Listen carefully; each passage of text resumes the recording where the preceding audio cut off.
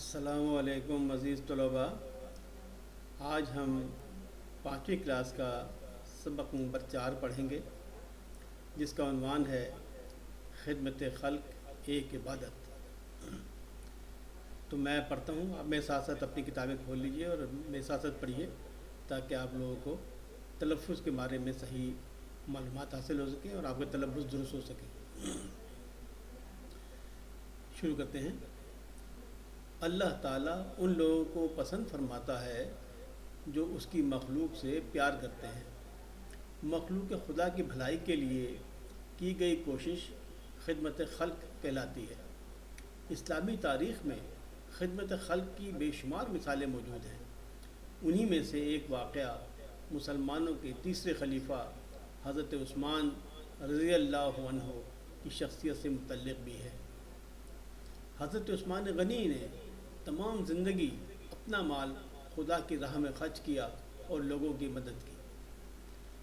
نبوت کے 13ویں سال جب مسلمانوں نے مکہ مکرمہ سے مدینہ منورہ کی طرف ہجرت کی تو وہاں پانی کی شدید قلت تھی۔ لوگوں کو میٹھے پانی کے لیے دور دراز مقامات کا سفر کرنا پڑتا تھا۔ مدینہ منورہ میں میٹھے پانی کا صرف ایک کنواں تھا اور اس کنویں کا نام تھا بیر روما، یعنی روما کا کنواں۔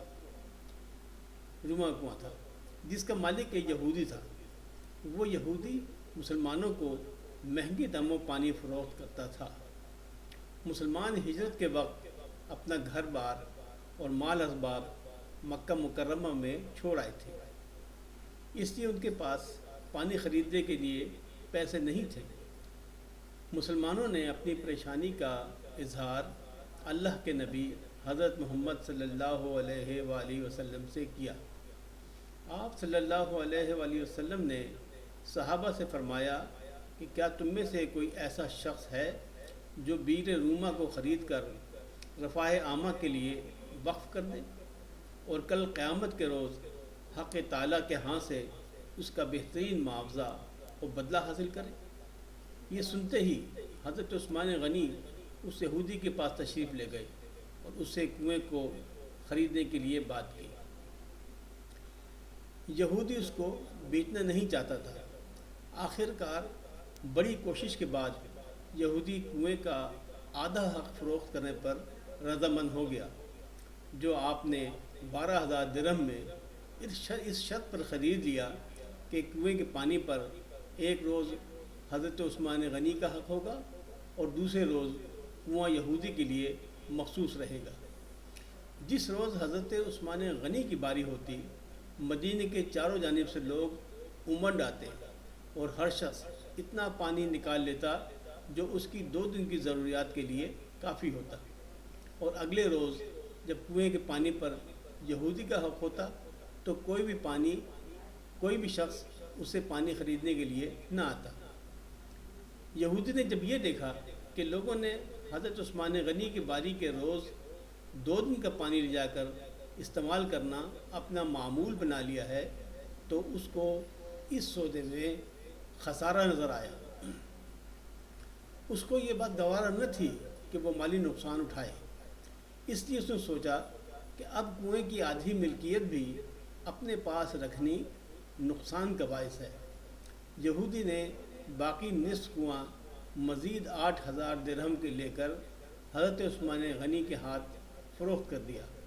اس طرح 20,000 درہم ادا کرنے کے بعد اب یہ کنواں حضرت عثمان غنی کی مکمل ملکیت بن گیا۔ چنانچہ اس کا نام بیر عثمان رکھا گیا اور عام مسلمانوں کے لیے وقف کر دیا۔ یوں حضرت عثمان غنی رضی اللہ تعالیٰ عنہ نے ذاتی نفع کے بدلے لوگوں کی بھلائی اور دنیاوی فائدے کے بدلے آخرت کو پسند فرمایا۔ اس نیکی کے صلے میں رسول اللہ صلی اللہ علیہ وآلہ وسلم نے خود بشارت دی تھی کہ جو بیر روما کو خرید کر وقف کر دے اس کے لیے جنت ہے۔ وہ کنواں آج بھی مدینہ منورہ میں صدقہ جاریہ کے طور پر موجود ہے اور اس کا ثواب انشاءاللہ قیامت تک آپ رضی اللہ تعالیٰ عنہ کو ملتا رہے گا۔ یہ تھے جناب، یہ تھا آج آپ کا سبق۔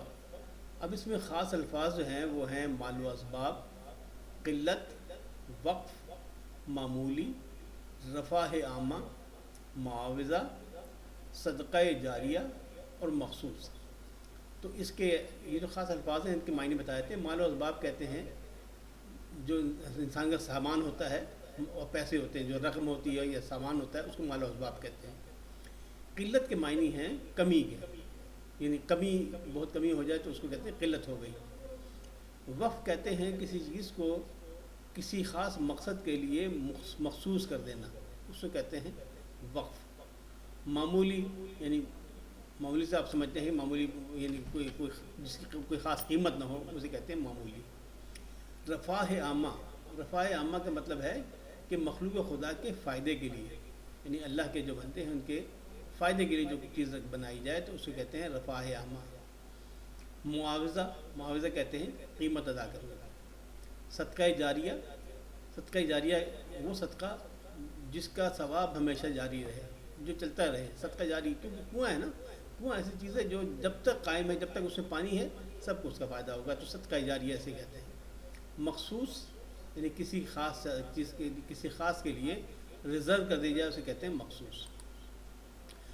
اب جناب آپ نے یہ سبق آج کا پڑھ لیا، اب ہم شروع کرتے ہیں اس کی مشق۔ تو مشق کی طرف چلتے ہیں۔ مشق میں پہلا جو سوال ہے، سوال نمبر 1، اس میں لکھا ہے کہ سبق کے مطابق درج ذیل سوالات کے مختصر جواب دیجیے۔ الف، اللہ تعالیٰ کن لوگوں کو پسند فرماتا ہے؟ اس کا جواب ہے جو اللہ کی مخلوق سے پیار کرتے ہیں۔ بے، بیر روما کا کیا مطلب ہے؟ تو اس کا مطلب آپ لکھ لیجئے، بیر روما کا مطلب ہے روما کا کنواں۔ جیم ہے، یہودی نے حضرت عثمان غنی کو پورا کنواں کیوں فروخت کیا؟ اس کا جواب ہے کہ اس کی باری والے دن کوئی پانی نہ خریدنے آتا تھا۔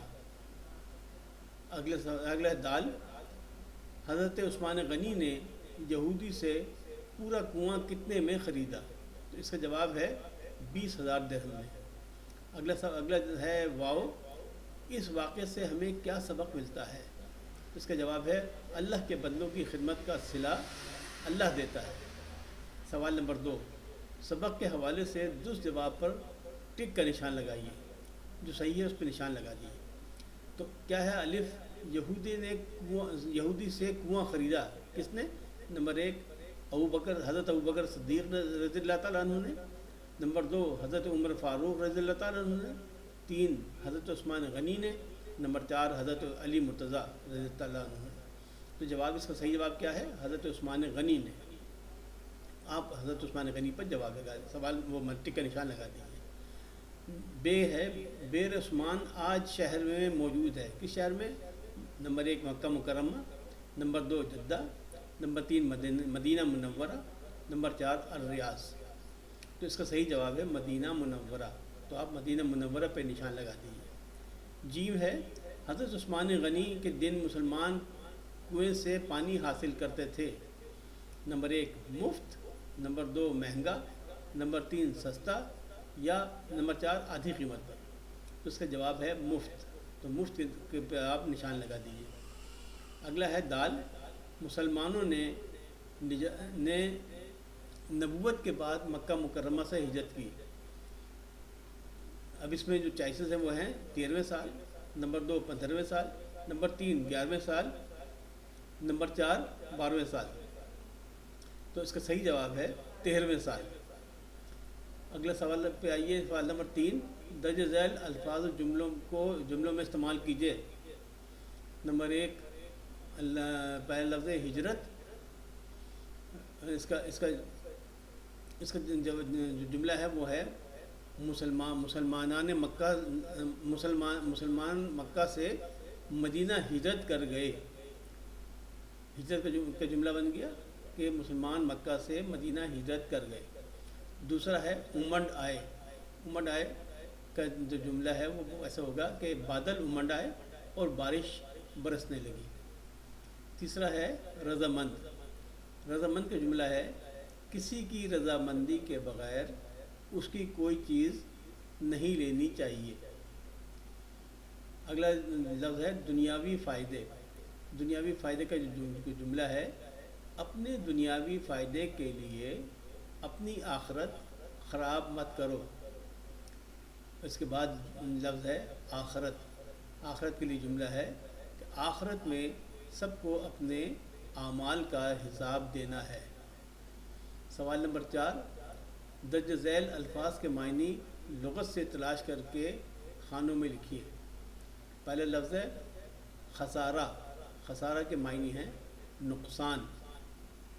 دوسرا لفظ ہے معمول۔ معمول کا مطلب ہے طریقہ۔ پھر ہے بشارت۔ بشارت کے معنی ہیں خوشخبری۔ پھر ہے معاوضہ۔ معاوضہ کے معنی ہے قیمت۔ پھر ہے صدقہ جاریہ۔ صدقہ جاریہ کے معنی ہیں ہمیشہ جاری رہنے والا صدقہ۔ اگلا ہے اس بات کا جو لفظ ہے وہ ہے نفع۔ نفع کے معنی ہے فائدہ۔ سوال نمبر 5، دی گئی مثال کے مطابق نیچے دیے گئے جملوں کی نشاندہی کیجیے کہ کون سا جملہ فعل ماضی سے، کون سا حال سے اور کون سا مستقبل سے تعلق رکھتا ہے۔ اس کی ایک مثال انہوں نے دے دی ہے کہ انہوں نے لوگوں کی مدد کی، تو یہ کیا بنتا ہے؟ یہ فعل ماضی ہے۔ مدد کی کا لفظ ہے نا، تو کی جو ہے وہ ماضی کی طرف اشارہ کرتا ہے کہ پہلے کی تھی، کبھی کی تھی، تو اس لیے وہ یہ فعل ماضی ہو گیا۔ اب جو آپ سے پوچھے گئے جملے وہ ہے الف، مدینہ منورہ میں یہودی کا کنواں تھا۔